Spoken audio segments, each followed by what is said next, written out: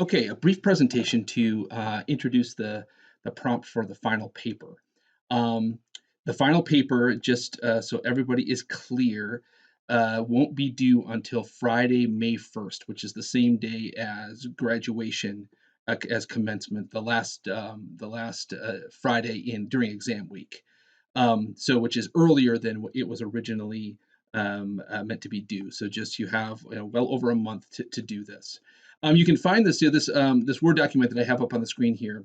You can find this in the final essay info link and the course Blackboard site. And I'll go over to the Blackboard site to show you a couple other things here. But you can find more or less the same document. So what I want you to do for this paper is to choose an original myth, a kind of a primary source myth in English translation. I've given you a couple of places you might look for these. They're actually primary sources of myth are something that's harder to find than you would think. But I have in that final essay info link, I have a link to this collection called "The Greek Myths" by Robert Graves, where he's an English poet who collected lots of kind of primary sources. It's a great go-to source for finding hundreds of Greek myths in an original form. Also, the website theoi.com, theoi means gods in Greek, also is a great online resource collection of, again, dozens, if not hundreds, of original primary source versions of stories.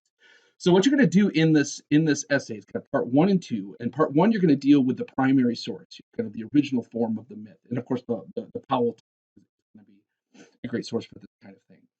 And what I would like you to do in kind of part one of the essay is to analyze that myth um, according to these questions here. What do you take to be the overall message and moral of your chosen myth? Are there other similar myths similar to the one you've chosen? Any we covered in class? You could compare and contrast it to other myths that are, similar in some ways. Contextualize it. How would a Greek audience have likely interpreted or used this story? What, if anything, does your myth have to say about the nature of humanity, the gods, and morality? What do we know, if anything, about the author of the version you've chosen? This will be difficult in most cases, unless you were dealing with, say, with a particular Greek play, which is totally fine if you want to do that. Like I'd do another Greek tragedy here. Um, does the biography of that person help us understand why the tale is told that way? Is your myth part of a larger work? If so, how does it fit into the whole? If there are multiple versions of your chosen story, how do they contrast and compare? So here, again, the goal is not to answer all of these questions. These are questions just to get you thinking and help you kind of focus your analysis. I think you could probably take one or two of these and use that for your part one. Now, in the part two, what I want you to do is to find another treatment of that same myth.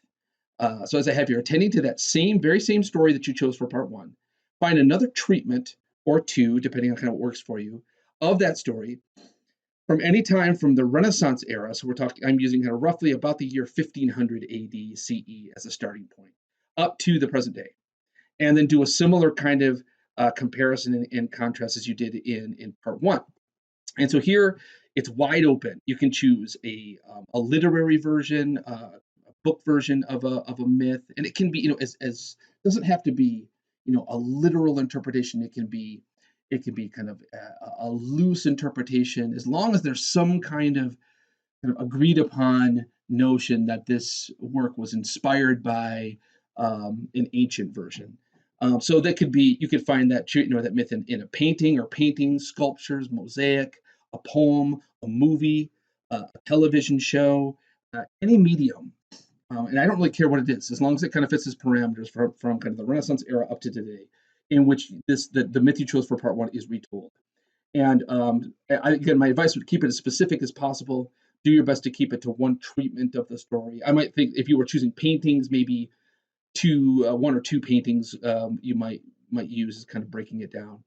And then in part two, kind of attend to these questions. What are the major differences between the versions? Kind of this more modern version versus the ancient version. What's added or left out? And we know why. Do the differing versions have different morals to them? How are the differing versions reflective of the cultures and times that produced them? Why do you think this myth was retold and preserved by a later culture? Like, for example, our culture seems to keep coming back to the Perseus myth for some reason in movies like Clash of the Titans or the Percy Jackson books. Um, why is that? What is it about that hero that fascinates contemporary culture? If applicable, how does changing the medium, say from a literary source, which is going to be your original primary source, right, to a film or a painting, how does that influence or change the way is presented? Can a painting, can a visual medium do something that a written narrative can't? Why and how? And what makes your myth malleable or changeable enough that radically different cultures can find something new and relevant in it?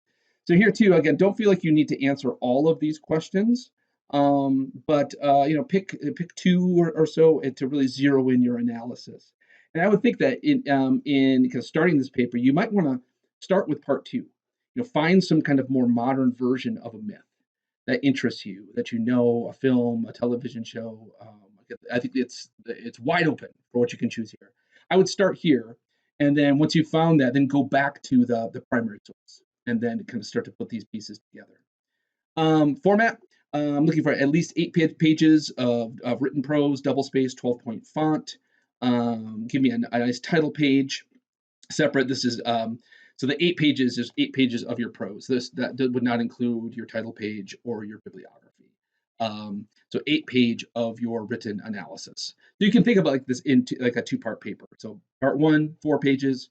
Part two, 4 pages, and organize your thoughts and time accordingly. So give me a nice title page and start your text of your paper at the top of the first page after the title page.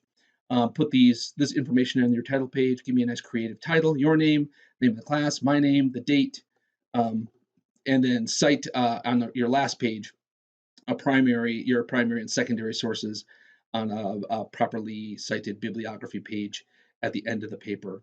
In terms of sources, of course, you're going to have your primary source or sources up here from Graves, the Greek Smiths, or that way, or if you have something else you want to tap into, that's fine. But also consult at least 2 secondary sources. So the secondary sources, those would be like book chapters, books, journal articles about your subject. So that what that means is I don't want to see just kind of loose web sources out there. There's lots of good web sources out there, but there's a lot of crap too. And so I want you to be using stuff that has kind of gone through a process of what we call peer review, that it's kind of cleared a bar of publishing that it's been accepted by kind of experts in the field as being legitimate. So I don't want like that. So that would kind of throw out things like Wikipedia. So don't cite Wikipedia. As a general rule, never cite Wikipedia. I mean, Wikipedia can be great. It can be very good. It can be very accurate. But it's not considered a scholarly source. Wikipedia, a good Wikipedia page can point you to lots of good bibliography, right? You scroll down to the bottom of a decent Wikipedia page and they'll have a nice bibliography. So I often, in my own research projects, I will start with Wikipedia, but scroll down to the bibliography there and see what they got. Each page must be numbered except the title page. If you're if you're doing paintings or sculpture, it would be really helpful to me if you added like an appendix, a page or two at the back of the paper with images of those paintings, just in case it's something that I'm not familiar with. And again, that would not count towards the 8 pages, but that would certainly be helpful for me in reading your paper. So it's really wide open for what you want to look at. And let me know, bounce ideas off me if you have questions. Please do so. So if you go to the course Blackboard site, let me just show you this. If you go to the link here, final essay info, here you can see that same prompt I just showed you. Here's the Robert Graves collection of myths. Here's a link to the Thetoi here. A couple of other links that take you to some places where you might find Ovid's Metamorphoses, a collection of Roman poetry, has lots of nice primary source myths. Here's another link that has lots of English translations of ancient works, which might be useful for tracking down a primary source or primary sources. But again, let me know if you need help. As far as like finding secondary sources, if you see this other link here, research resources here, the GRCC Library Humanities Research Databases has a really great collection here. So if you click on that link, All of these blue links here are databases, collections of articles, and peer-reviewed pieces that cover vast territory when it comes to the humanities. So JSTOR is a really good one. All of these are really good, and the these are useful in that anything that you find in these databases are going to be legitimate secondary sources. They've passed that peer review. And for the most part, anything that you find in here is going to be immediately downloadable as a PDF to your own device or viewable on your own device. And so they all have text boxes which you can search specifically. So if you were going to want to do a myth of Hercules or Heracles, you could just start doing some general searches using Heracles or Hercules and see what pops up again with your own topic. The more specific you can be, I think the easier it's going to be to find secondary sources that are useful to you. Again, if you have trouble with any of this, do not hesitate to let me know. Google Scholar, also a good database of humanities-based research.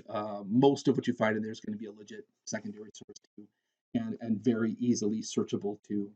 When it comes to kind of citing things on the bibliography page, whatever kind of format you've chosen. I'm not fussy.